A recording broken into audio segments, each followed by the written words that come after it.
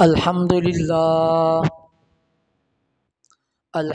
للہ رب العالمین حمد الشاکرین والصلاة والسلام علی سید الانبیاء والمرسلین محمد وآلہ الطیبین الطاہرین اما بعد فاعوذ باللہ من الشیطان الرجیم بسم اللہ الرحمن الرحیم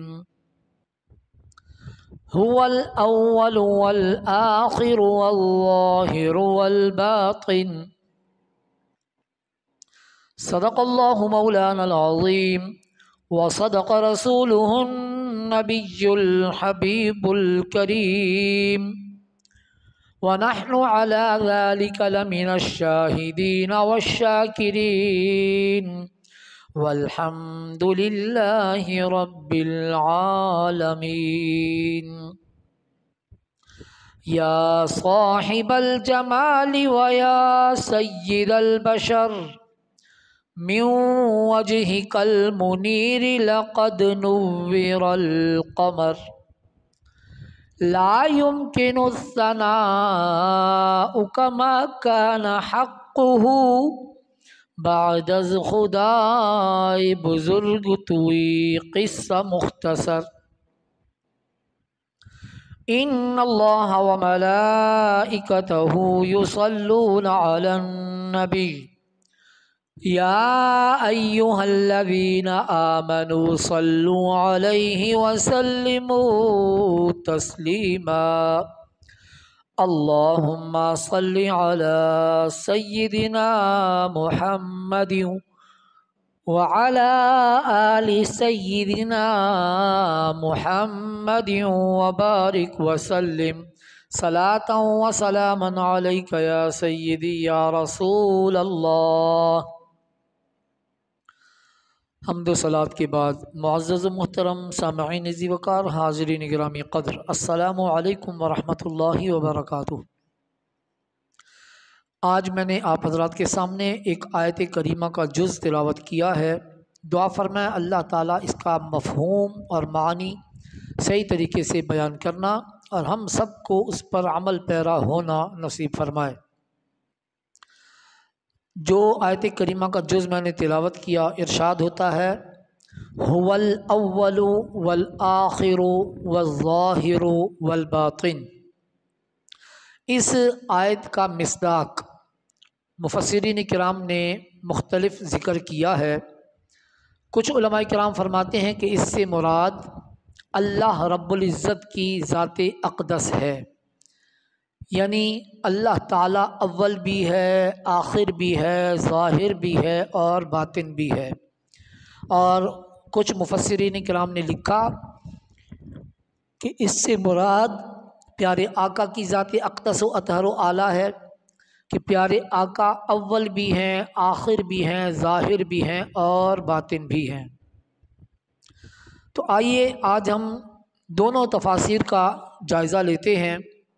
اور یہ سمجھنے کی کوشش کرتے ہیں کہ اگر ہم ہوا سے مراد اللہ کی ذات لیں تو کیا معنی مقصود مفہوم ہوگا، اور اگر اس سے مراد پیارے آقا کی ذات لیں تو کیا معنی و مفہوم ہوگا۔ دیکھیں، اللہ رب العزت نے یہاں هو الاول فرمایا کہ وہ اول ہے۔ اگر اس سے مراد اللہ کی ذات لیں تو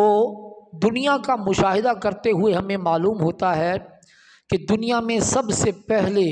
اللہ رب العزت کی ذات اقدس موجود تھی۔ ہر چیز سے پہلے، چرند و پرند سے پہلے، درندوں سے پہلے، جن و ملک سے پہلے، انسان سے پہلے، حور و غلمان سے پہلے، زمین و آسمان سے پہلے، ہر چیز کی بناوٹ سے پہلے، ہر چیز کی تخلیق سے پہلے رب تعالیٰ کی ذات اقدس و اطہر و اعلیٰ موجود تھی۔ تو اس آیت میں اگر اول سے مراد اللہ کی ذات ہے تو ہمارا مشاہدہ کتابوں کی تفاسیر یہ ہمیں بتاتی ہے کہ اللہ تعالیٰ ہر چیز سے پہلے ہے۔ اور آگے ارشاد ہوتا ہے والاول والآخر، تو اگر آخر سے مراد بھی اللہ کی ذات لی جائے تو دنیا کی ہر چیز ختم ہو جائے گی، رب تعالیٰ کا ختم ہونا کسی کتاب میں نہیں لکھا۔ دنیا بنی تہس نہس ہو جائے گی، یہ انسان ختم ہو جائیں گے، انسان پیدا ہوتا ہے تو مر جاتا ہے، سورج طلوع ہوتا ہے تو غروب ہو جاتا ہے، چاند نکلتا ہے تو ڈوب جاتا ہے، درخت پتے وغیرہ ہر چیز جھڑ جاتی ہے، پانی خشک ہو جاتا ہے، بادل ختم ہو جاتے ہیں، ہر چیز تباہی و بربادی کی طرف جاتی ہے، مگر رب تعالیٰ آخر میں پھر بھی موجود ہوگا۔ اس وجہ سے اس آیت میں رب تعالیٰ نے اپنے لیے آخر کا لفظ استعمال کیا کہ کائنات کے ختم ہونے کے بعد جب کہ قیامت قائم ہو جائے گی، پوری دنیا تہس نہس ہو جائے گی، سب چیز برباد ہو جائے گی، رب تعالیٰ کی ذات پھر بھی موجود ہوگی۔ اسی طرح ایک لفظ یہاں آیت میں استعمال ہوا ظاہر، اللہ رب العزت کی ذات اقدس سے مراد لیں تو اللہ تبارک و تعالی ہر چیز پر ظاہر ہے۔ ایک حدیث میں آتا ہے کہ پیارے آقا نے فرمایا کہ اگر کوئی شخص جنگل و بیابان میں پیدا ہو اور پیدا ہوتے ہی اس کے ماں باپ بھی دنیا سے چلے جائیں، کوئی اس سے میل ملاقات کرنے والا نہ ہو، اس کو پالنے والے بھی جانور ہوں، درندے اس کو پالیں، وہ انسانوں کی زبان بھی نہ سیکھ سکے، رہن سہن بھی نہ سیکھ سکے، جانوروں میں پلے بڑھے، سب کچھ جانوروں کی طرح کرے، تو حدیث میں آتا ہے کہ اس کے باوجود اس کے لیے رب کو ماننا ضروری ہے۔ کیوں؟ اس لیے کہ رب تعالیٰ کی ذات اتنی ظاہر ہے کہ ایک بے عقل بے شعور آدمی بھی پہچان سکتا ہے کہ اس پوری کائنات کو چلانے والی ذات کوئی ہے۔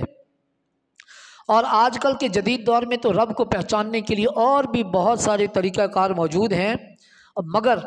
آج کل کے اس دور میں اگر ان طریقہ کار کو استعمال نہ بھی کیا جائے، انسان تھوڑی سی سوچ رکھے اور انسان کا ذہن اس طرف مائل کیا جائے کہ تم سوچو کہ کون ہے جو سورج کو نکالتا ہے، غروب کرتا ہے، ہر کام ٹائم ٹو ٹائم ہو رہا ہے، دن کا ہونا، رات کا ہونا، چیزوں کا بڑھنا، درختوں کا چھوٹے دانے سے پیدا ہو کر اتنا بڑا ہو جانا،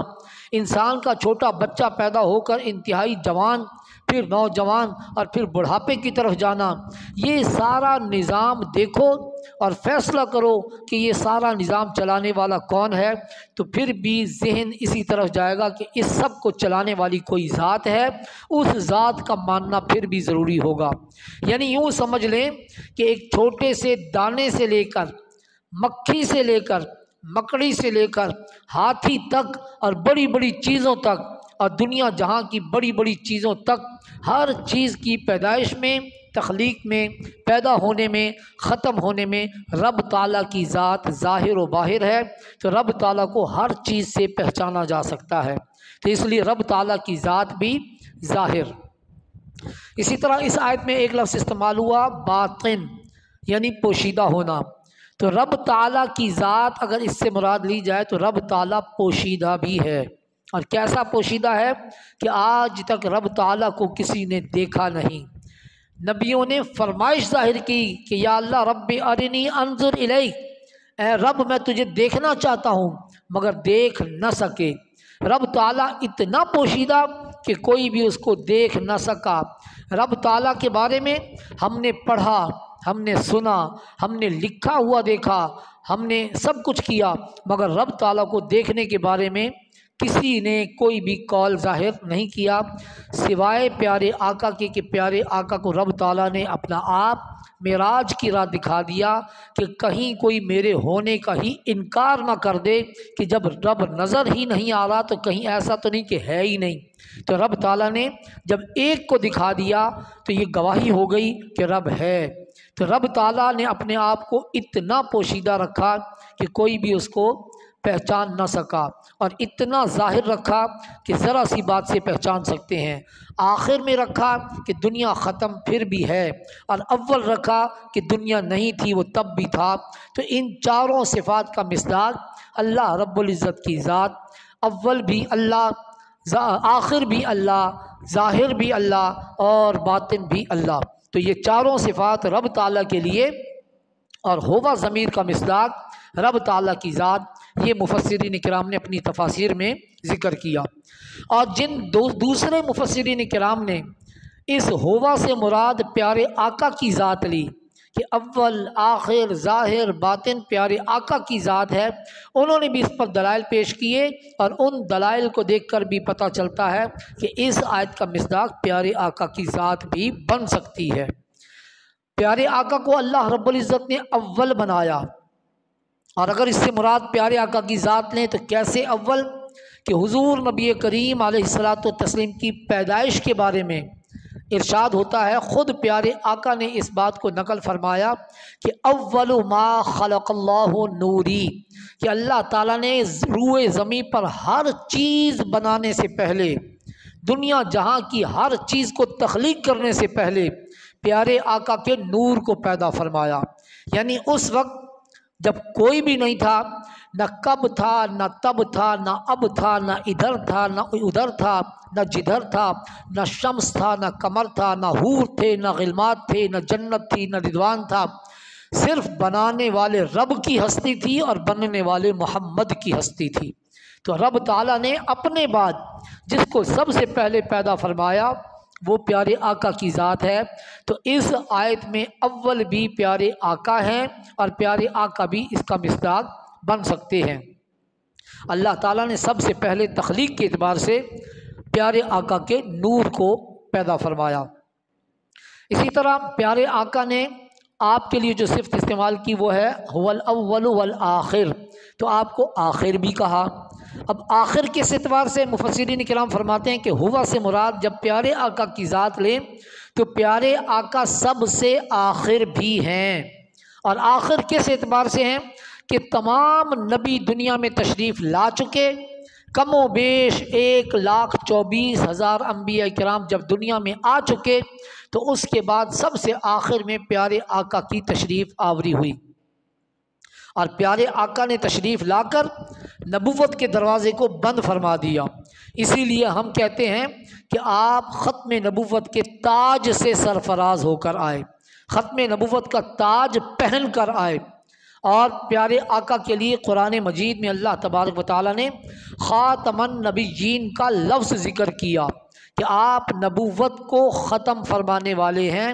نبیوں کے لیے نبوت کا دروازہ بند کرنے والے ہیں، تو آخر بھی آپ ہوئے۔ اسی طرح آپ کی امت کو بھی آخری امت ہونے کا اعزاز حاصل ہے۔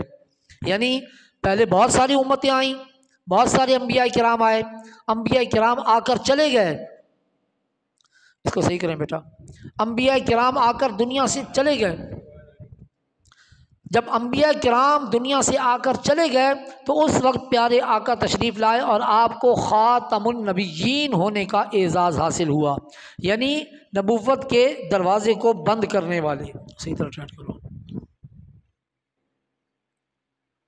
ٹھیک ہے، تھوڑا نیچے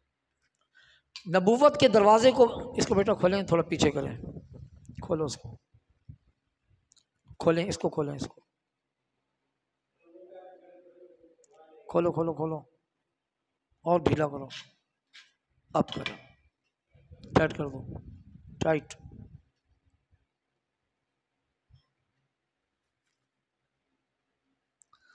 ٹھیک ہے،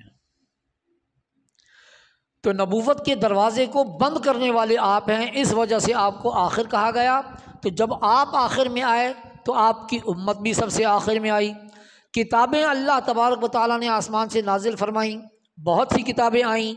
صحیفے آئے، سب سے آخر پہ جو کتاب اللہ تعالیٰ نے نازل کی وہ قرآن مجید فرقان حمید ہے۔ تو آخری کتاب لانے والے بھی آپ، اور آخری کتاب قرآن مجید، اور آخری کتاب کو پڑھنے والی آخری امت امت محمدیہ ہو گئی۔ اسی طرح دین اور شریعت بھی بہت ساری آئیں، کوئی دین ابراہیم ہے، کوئی دین حنیف ہے، کوئی دین موسوی ہے، کسی کو یہودی کہتے ہیں، کئی قسم کے دین آئے، مگر آخر میں آنے والا یہ دین اسلام جو پیارے آقا لے کر آئے، جو شریعت سب سے آخر میں آئی، پیارے آقا لے کر آئے، تو آخری آنے والی شریعت بھی پیارے آقا کی، اس شریعت کے پیروکار امت محمدیہ، اس شریعت کی آخری کتاب قرآن مجید، اس شریعت کو لانے والے پیارے آقا، تو لہذا آخر ہونے کا اعزاز بھی پیارے آقا کو حاصل ہوا۔ اب جب تک قیامت نہیں آتی اس وقت تک کوئی نیا دین نہیں آئے گا، یہی دین کنٹینیو چلے گا۔ پیارے آقا جو دین لے کر آئے، اس سے پہلے انبیاء کرام جتنے بھی دین لے کر آئے، پیارے آقا کے آتے ہی وہ سارے کے سارے منسوخ ہو گئے، ایکسپائر ہو گئے، اور ان دین کو ختم کر دیا گیا۔ مگر پیارے آقا کے بعد جب کسی دوسرے نبی نے نہیں آنا، دوسری شریعت نے نہیں آنا، کسی دوسری کتاب نے نہیں آنا، تو یاد رکھیے گا کسی دوسری امت نے بھی نہیں آنا، لہذا یہ امت بھی قیامت تک کے لیے کنٹینیو چلے گی، یہ شریعت بھی قیامت تک کے لیے کنٹینیو چلے گی، اور یہ دین بھی قیامت تک کے لیے کنٹینیو چلے گا۔ تو اب اس آیت میں هو الاول والآخر والظاہر والباطن، جو یہ چار صفات ذکر کی گئیں، ان میں سے دو میں نے ذکر کر دی کہ یہ پیارے آقا بھی اس کا مصداق بنتے ہیں، اور اللہ رب العزت کی ذات بھی اس کا مصداق بنتی ہے۔ تیسرے نمبر پر جو صفت ذکر کی گئی والظاہر، پیارے آقا کے لیے بھی اس کو صفت مانا جا سکتا ہے، اور ہوا کا مصداق پیارے آقا کی ذات اقدس و اطہر و اعلیٰ بن سکتی ہے۔ مفسرین کرام نے ذکر کیا کہ آپ ظاہر ہیں، کس قدر ظاہر ہیں کہ دیکھیں میں ایک مثال پیش کرتا ہوں کہ آج کل کے دور میں اگر کوئی شخص کسی ایکٹر سے محبت کرتا ہے، کسی فٹ بالر سے محبت کرتا ہے، کسی کرکٹر سے محبت کرتا ہے، تو ہر کوئی یہ چاہتا ہے کہ میں جس سے محبت کرتا ہوں اس جیسا بن جاؤں۔ تو اگر کوئی چاہے کہ میں کسی فٹ بالر جیسا بن جاؤں، کسی گانا گانے والے جیسا بن جاؤں، یا فرض کیا کسی عالم دین جیسا بن جاؤں، تو وہ نہیں بن سکتا، اس کے لیے بہت مشکل ہوگا۔ مگر اگر کوئی چاہے کہ میں پیارے آقا جیسا بن جاؤں تو یہ اس کے لیے آسان ہوگا۔ پیارے آقا جیسا بننا آسان کیوں؟ اس لیے کہ پیارے آقا کی ذات اقدس و اطہر و اعلیٰ اتنی ظاہر ہے کہ کتابیں بھری پڑی ہیں، کسی کتاب میں پیارے آقا کا حلیہ لکھا ہوا ہے، پیارے آقا کیا پہنتے تھے، پیارے آقا مسواک کس لکڑی سے کرتے تھے، وضو کیسا کرتے تھے، نماز کیسی پڑھتے تھے، آپ کے سونے کا اسٹائل، آپ کے جاگنے کا اسٹائل، آپ کے چلنے کا اسٹائل، آپ کے کھانے کا اسٹائل، آپ کے پینے کا اسٹائل، ہر چیز کتابوں میں لکھی ہوئی موجود ہے۔ اگر کوئی پیارے آقا کا فالوور پیارے آقا کی طرح بننا چاہے تو وہ بن سکتا ہے، مگر اگر کسی دنیا دار سے محبت کرتا ہے، وہ چاہتا ہے کہ میں کسی دنیا دار جیسا بن جاؤں، تو ان کی زندگی ہمارے سامنے پوشیدہ ہوتی ہے۔ ہم ان کے کھیلنے کا اسٹائل تو جانتے ہیں، مگر وہ گھر میں کیسے رہتے ہیں ہمیں کوئی پتہ نہیں، ان کی خفیہ لائف کیسی ہوتی ہے ہم نہیں جانتے، وہ کہاں آتے ہیں کہاں جاتے ہیں کچھ پتہ نہیں ہوتا، صرف وہی باتیں ہمارے سامنے آتی ہیں جو وہ انٹرویو میں ذکر کرتے ہیں، جبکہ پیارے آقا کی پوری لائف، پوری کی پوری زندگی کھلی کتاب کی طرح ہمارے سامنے موجود ہے۔ اگر ہم پیارے آقا کے فالوور بننا چاہیں تو پیارے آقا کی زندگی ہمارے سامنے موجود۔ اور مزے کی بات یہ کہ پیارے آقا کی زندگی کے کسی بھی حصے پر اگر ہم عمل کرتے ہیں تو اس کو سنت رسول کا درجہ حاصل ہو جاتا ہے، یعنی ہم پیارے آقا کی سنت پر عمل کر رہے ہیں، اور پیارے آقا کی سنت پر عمل کرنے کا باقاعدہ ثواب بھی ہوتا ہے۔ تو پیارے آقا کی زندگی پر عمل کرنا، آپ کے طریقہ کار پر عمل کرنا، آپ کے رہن سہن پر عمل کرنا ایک ثواب کا کام بن جاتا ہے۔ تو اللہ تعالیٰ نے پیارے آقا کی ذات کو اتنا ظاہر کر دیا کہ پیارے آقا کی ذات، آپ کی زندگی، آپ کو ہم فالو کر سکتے ہیں، اسی کے مطابق اپنی زندگیوں کو بنا بھی سکتے ہیں، سنوار بھی سکتے ہیں، سب کچھ کر سکتے ہیں۔ تو اس طرح اللہ تعالیٰ نے پیارے آقا کے لیے لفظ ظاہر فرمایا کہ آپ کی زندگی سب کے لیے ظاہر ہے۔ آخری صفت جو ذکر ہوئی وہ ہوتی ہے باطن، کہ پیارے آقا کی ذات اقدس و اطہر و اعلیٰ جو ہے وہ پوشیدہ ہے۔ اب پیارے آقا کی زندگی ظاہر بھی اور پوشیدہ بھی۔ پوشیدہ کس اعتبار سے کہ ایک مرتبہ پیارے آقا نے روزے رکھنا شروع کیے، جس کو کہ صوم وصال کے روزے کہا جاتا ہے۔ اس روزوں میں نہ تو سحری ہوتی ہے نہ افطار ہوتا ہے، کچھ بھی نہیں ہوتا۔ پیارے آقا نے کنٹینیو روزے رکھے، ایک روایت میں آتا ہے کہ آپ نے ایک دفعہ 21 دن کا روزہ رکھا اور ایک مرتبہ پیارے آقا نے 41 دن کا روزہ رکھا، تو اتنے لمبے روزے۔ تو جب صحابہ کرام نے دیکھا کہ پیارے آقا اتنے لمبے لمبے روزے رکھ رہے ہیں، سحری بھی نہیں کر رہے، افطار بھی نہیں کر رہے، تو ان لوگوں نے سوچا کہ کیوں نہ اس سنت پر بھی عمل کریں اور ہم بھی ایسے روزے رکھیں، کیونکہ وہ تو چاہتے تھے نا ہم پیارے آقا کے فالوور بنیں، ہر کام ہم وہی کریں جو پیارے آقا کرتے ہیں۔ تو لہذا انہوں نے بھی پیارے آقا کی طرح صوم وصال کے روزے رکھنا شروع کیے، کوئی 1 دن رکھ سکا، کوئی 2 دن، جتنی اس کی طاقت تھی۔ آخر کار ایک وقت ایسا آیا کہ صحابہ کرام لاٹھی کے سہارے، دیوار کے سہارے لڑ کھڑاتے ہوئے انتہائی کمزوری کے عالم میں مسجد میں آ رہے ہیں۔ تو پیارے آقا نے پوچھا کہ میرے صحابہ کو کیا ہو گیا، کیا کوئی بیماری آئی ہوئی ہے کہ صحابہ کرام انتہائی کمزور ہو گئے؟ تو صحابہ کرام نے جواب دیا کہ ہم آپ کی طرح صوم وصال کے روزے رکھ رہے ہیں، ہم بھی آپ کی طرح روزے رکھنا چاہتے ہیں تاکہ ہم بھی کنٹینیو روزے رکھیں۔ تو اس موقع پہ پیارے آقا نے فرمایا کہ ایکم مثلی، تم میں سے کون میری مثل ہے؟ تم میری طرح نہیں ہو، میرا رب مجھے کھلاتا بھی ہے پلاتا بھی ہے۔ یعنی پیارے آقا کی ذات اتنی پوشیدہ کہ ساتھ رہنے والے صحابہ کرام بھی پیارے آقا کی ذات کو نہ پہچان سکے۔ اسی طرح ایک موقع پر پیارے آقا نے سیدنا صدیق اکبر رضی اللہ تعالیٰ عنہ سے ارشاد فرمایا کہ تم میری حقیقت کو نہیں جان سکتے، میری حقیقت صرف میرا رب جانتا ہے۔ تو اس سے بھی پتہ چلا کہ پیارے آقا باطن بھی تھے، یعنی آپ کی ایک حیثیت پوشیدہ بھی تھی۔ اور اسی پوشیدگی کو اگر ہم لیں نا تو پیارے آقا نے جو کارنامے سر انجام دے کے دکھائے، جو کارہائے نمایاں، جن کو کہ ہم آسان الفاظ میں معجزات کہتے ہیں، ان معجزات پر توجہ کریں نا تو آپ کی ذات اقدس و اعلیٰ کے بارے میں پتہ چلے گا کہ آپ کتنی پوشیدہ ذات رکھتے تھے۔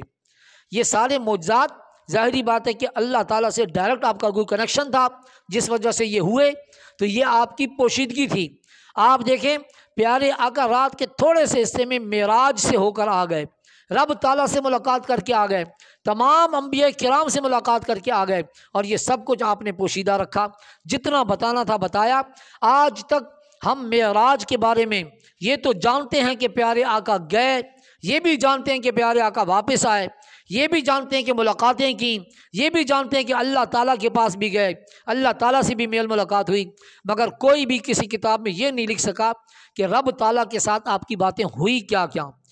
کیا باتیں آپ نے وہاں پر کیں، وہ سارا کچھ پوشیدہ۔ قرآن میں اللہ تعالیٰ نے معراج کو ذکر کر دیا کہ سبحان الذی اسریٰ بعبدہ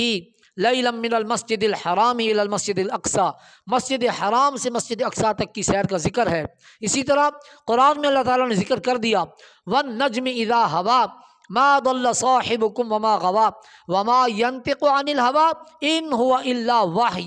یوحی۔ یہ اللہ تعالیٰ نے ذکر کر دیا، مگر یہ ذکر نہیں کیا کہ کیا کیا باتیں ہوئیں، یہ سب پوشیدہ ہے، کیونکہ پیارے آقا کی ذات ایک طرف سے اگر ظاہر ہے تو ایک طرف سے پوشیدہ بھی ہے۔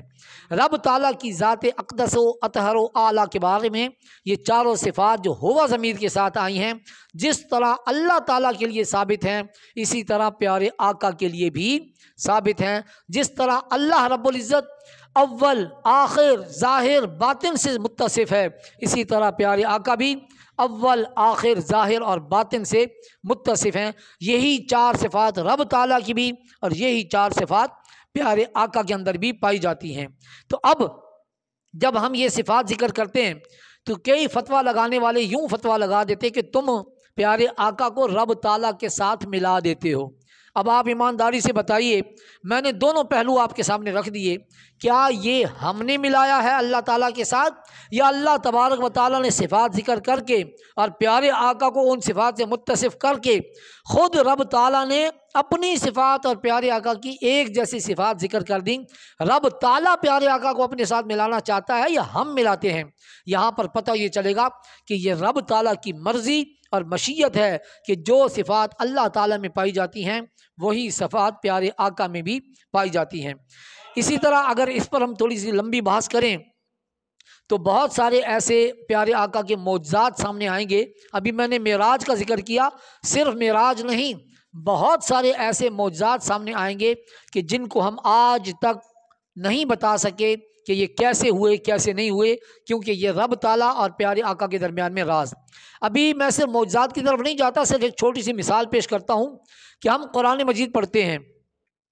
قرآن مجید کی جب سورۃ بقرہ شروع ہوتی ہے تو شروع میں الفاظ آتے ہیں الف لام میم۔ اب اس کا اگر ہم ترجمہ پڑھنا چاہیں نا تو جس قرآن پاک کو بھی اٹھا لیں کسی بھی مکتبہ فکر کے، تو الف لام میم کے نیچے الف لام میم ہی لکھا ہوا ہوتا ہے، یعنی مطلب یہ کہ اس کا ترجمہ کوئی نہیں کر سکا مگر جبریل امین تو لے کر آئے نا، یہ الف لام میم لے کر آئے تو پیارے آقا کے پاس جب وہ قرآن لے کر آتے تھے تو پیارے آقا قرآن سن کے یاد کر لیتے تھے، مگر کسی بھی آیت کے بارے میں یہ نہیں ملتا کہ پیارے آقا نے وہ آیت سننے کے بعد کہا ہو کہ میں سمجھ گیا، مگر جب حروف مقطعات آئے جبریل امین نے آ کر عرض کیا کہ اللہ تعالیٰ فرماتا ہے الف، آپ نے فرمایا فہم تو میں سمجھ گیا، پھر فرمایا کہ لام، آپ نے فرمایا میں سمجھ گیا، پھر فرمایا میم، آپ نے فرمایا کہ میں سمجھ گیا۔ جبریل امین بھی پریشان ہو گئے کہ آج یہ کہنے کی کیا ضرورت تھی کہ میں سمجھ گیا، جبکہ میں اور بھی کئی آیات لایا ہوں، ان آیات پر تو آپ نے یہ نہیں فرمایا کہ میں سمجھ گیا، ان آیات کے بارے میں آپ نے ایسا کیوں کہا کہ میں سمجھ گیا؟ تو آپ نے ارشاد فرمایا کہ بقیہ آیات جو تم لے کر آئے وہ مجھے تو سمجھ میں آ گئی تھی، تمہیں بھی آ گئی تھیں، یہ آیات جب تم لے کر آئے تو اللہ تعالیٰ نے مجھ سے کوڈ ورڈ میں بات کی ہے، خفیہ بات اور راز والی بات کی ہے، تو میں نے صرف تمہیں یہ بتانا تھا کہ میں سمجھ گیا ہوں، تمہیں سمجھ میں نہیں آئے گی۔ تو یہ ایسا ایک خفیہ کوڈ ہے جو اللہ جانتا ہے اور رسول اللہ جانتے ہیں، اس کے علاوہ کوئی نہیں جانتا۔ بڑے بڑے مفسرین آئے، سر توڑ کوشش کی، الف لام میم کو نہیں سمجھ سکے۔ پتہ یہ چلا کہ رب تعالیٰ اور پیارے آقا کے درمیان میں کوئی راز ہے جو پیارے آقا فرما رہے ہیں مجھے سمجھ میں آ گیا۔